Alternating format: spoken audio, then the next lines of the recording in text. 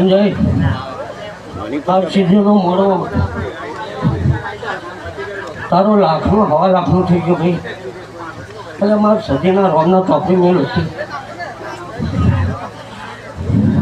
બરાબર. બે ખર્ચો કર્યો અને 4 ગણું હું નાખું તો મારા સદીનું ધોરું ખરાબ પડે ભાઈ. કોઈ ફૂલ ના ઉડાડતા ભાઈ.